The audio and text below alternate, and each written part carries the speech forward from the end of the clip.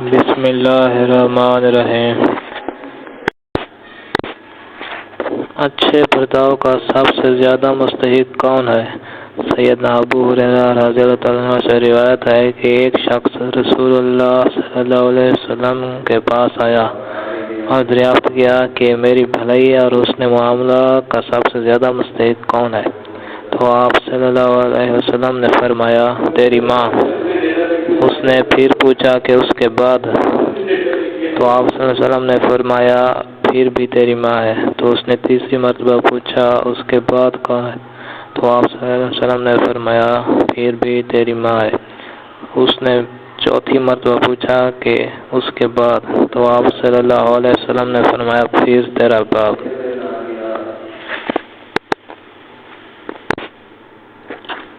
ذکر الہی کی فضیلت۔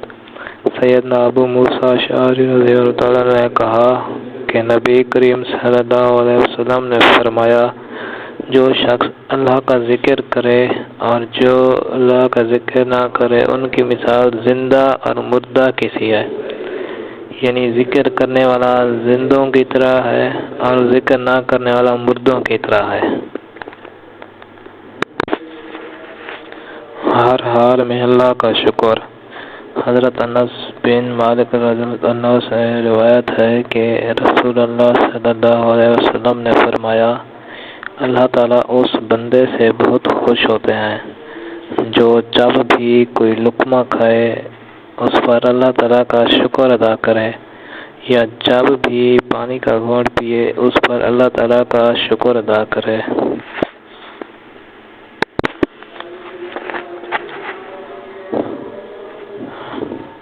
حضور کریم صلی اللہ علیہ وسلم گھر تشریف لائے تو روٹی کا ٹکڑا گرا ہوا دیکھا۔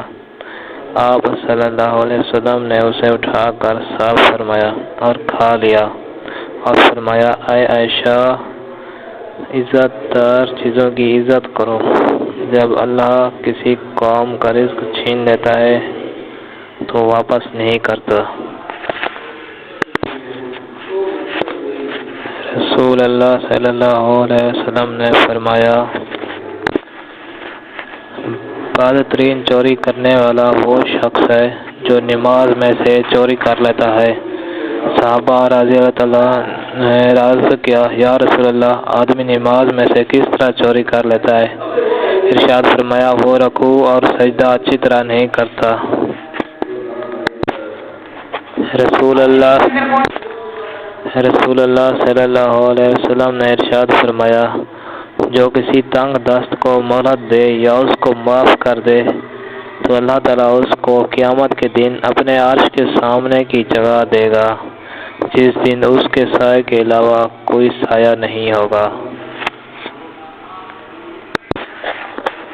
رسول اللہ صلی اللہ علیہ وسلم نے ارشاد فرمایا جو بھی بندہ کسی وقت بھی دن میں یا رات میں لا الہ الا اللہ کہتا ہے تو اس کے نامہ اعمال میں سے برائیاں مٹا دی جاتی ہیں اور اس کی جگہ نیکیاں لکھی جاتی ہیں۔ رسول اللہ صلی اللہ علیہ وسلم کی 5 نصیحتیں۔ حضرت انس رضی اللہ عنہ فرماتے ہیں کہ رسول اللہ صلی اللہ علیہ وسلم نے فرمایا مجھ سے 5 باتوں کی وصیت فرمائی۔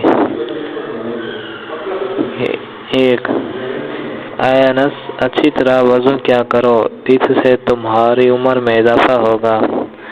2 میرا جو بھی امتی تم سے ملے اسے سلام کیا کرو، تمہاری نیکیاں بڑھیں گی۔ 3 بات، گھر میں داخل ہوتے وقت سلام کیا کرو، تمہارے گھر کی خیریت بڑھے گی۔ 4 چاشت کی نماز پڑھتے رہا کرو، اس لیے کہ تم سے پہلے جو اللہ والے بندے تھے ان کا بھی یہی طریقہ تھا۔ 5ویں نصیحت، چھوٹوں پر شفقت اور بڑوں کی عزت کیا کرو، قیامت کے دن میرے ساتھیوں میں سے ہوگے۔ نبی کریم صلی اللہ علیہ وسلم نے ارشاد فرمایا پل صراط پر تم میں سے زیادہ وہ ثابت قدم رہے گا جس کی محبت میری آل سے زیادہ ہوگی۔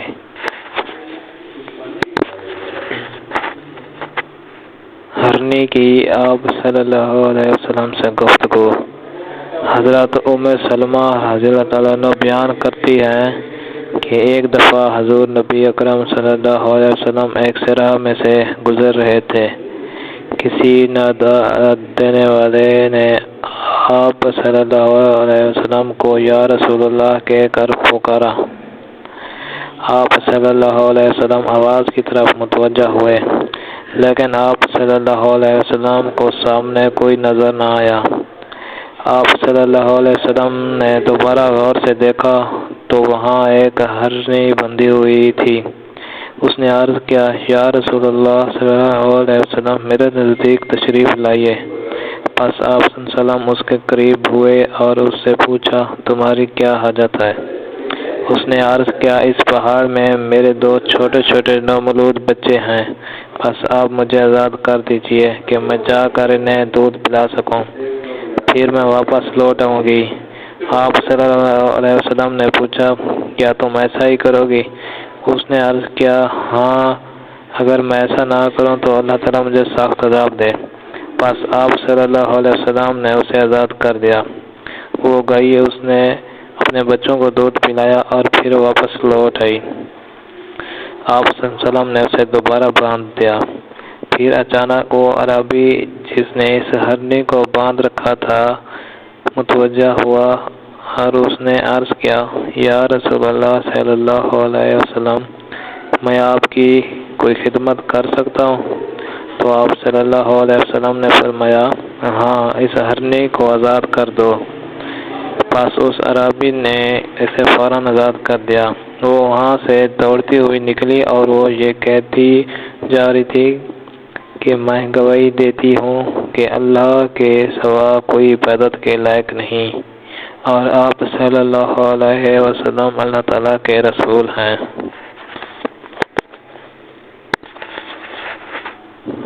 مکھیوں کی حضور صلی اللہ علیہ وسلم سے گفتگو۔ حضرت سیدنا مولانا جلال الدین رومی رحمۃ اللہ علیہ فرماتے ہیں کہ ایک بار حضور صلی اللہ علیہ وسلم نے شہد کی مکھی سے دریافت کیا کہ تو شہد کیسے بناتی ہے؟ اس نے عرض کی، یا حبیب اللہ صلی اللہ علیہ وسلم، ہم چمن میں جا کر ہر قسم کے پھولوں کا رس چوستی ہیں، پھر وہ رس اپنے منہ میں لیے ہوئے اپنے چھتوں میں آ جاتی ہیں اور وہاں اگل دیتی ہیں، وہ شہد ہے۔ رسول اللہ صلی اللہ علیہ وسلم نے ارشاد فرمایا، پھولوں کے رس تو پھیکے ہوتے ہیں اور شہد میٹھا، یہ تو بتاؤ کہ شہد میں مٹھاس کہاں سے آتی ہے؟ تو شہد کی مکھی نے عرض کی، یا رسول اللہ صلی اللہ علیہ وسلم، ہمیں قدرت نے سکھا دیا ہے کہ چمن سے چھتے تک راستے بھر آپ صلی اللہ علیہ وسلم پر درود شریف پڑھتی ہوئی آتی ہیں۔ شہد کی یہ لذت اور مٹھاس درود پاک ہی کی برکت سے ہے۔ نور کا سمندر۔ حضور نبی کریم صلی اللہ علیہ وسلم نے ارشاد فرمایا کہ اللہ تعالیٰ نے ایک ایسا فرشتہ پیدا کیا ہے جس کا ایک پر مشرق میں دوسرا پر مغرب میں ہے، سار عرش کے نیچے اور دونوں پاؤں ساتویں زمین کے نیچے ہیں، اور اللہ تعالیٰ کی مخلوق کے برابر اس کے پار ہیں۔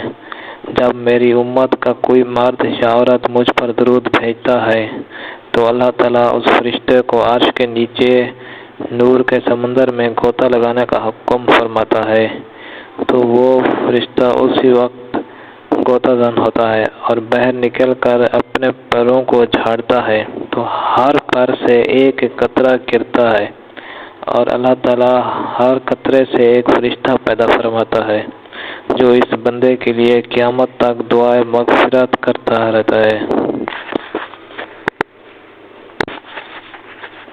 درود شریف کی برکت۔ حضرت ابن مسعود رضی اللہ عنہ سے روایت ہے کہ رسول اللہ صلی اللہ علیہ وسلم نے ارشاد فرمایا کہ قیامت کے دن لوگوں میں سے سب سے زیادہ مجھ سے قریب درود پڑھنے والا ہوگا۔ اس سے زیادہ کیا نعمت مثال محبت ہوگی، بے مثال اعزاز اور عجیب و انعام و اکرم جس کو نہ کان نے سنا ہوگا اور آنکھ نے دیکھا ہوگا۔ میدان حشر میں جس انسان کے نامہ اعمال میں دو چیزیں کثرت سے ملیں، ایک درود پاک اور دوسرا استغفار، تو یہ دونوں اعمال اس کی نجات کے لیے کافی شافی ہوں گے۔ کثرت سے درود پاک پڑھنے سے زندگی میں نبی اکرم صلی اللہ علیہ وسلم کی تائید اور توجہ شامل حال ہو جاتی ہے۔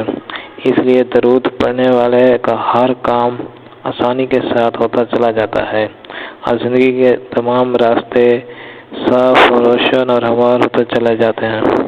اللہ تعالیٰ کی طرف سے کثرت رحمت کی وجہ سے اس بندے کی زندگی اس پر نہایت آسان اور راحت والی ہو جاتی ہے، کیونکہ کثرت سے درود شریف پڑھنے کی وجہ سے اس بندے کا بار بار اللہ تعالیٰ کی رحمتوں میں ڈوبا ہوا ہوتا ہے۔